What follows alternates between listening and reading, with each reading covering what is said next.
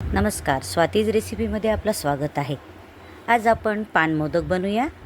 प्रथम आपण नागलीची पाने स्वच्छ धुवून घेऊन ते पाणी कट करून मिक्सरमधून काढून घेऊया। त्यामध्ये काढताना आपण थोडंसं कोमट दूध वापरूया।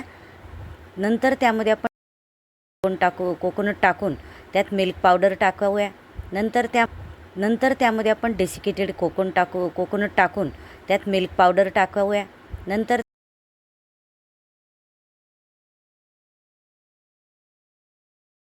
पावडर, गोड बडीशोप व गुलकंद मिक्स करून घेऊया।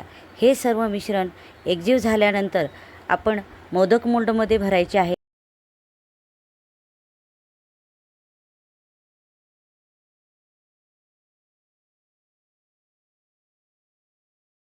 आपण मोदक मोल्डमध्ये भरायचे आहे आणि मोदक मोल्डमध्ये भरल्यानंतर हे पान मोदक तयार होतात। आपण तयार झालेले पान मोदक आपल्या आवडीनुसार सजावट करून सर्व करूया। झाले पान मोदक तयार। कसे वाटले नक्की सांगा। सबस्क्राईब करा, लाईक करा, शेअर करा।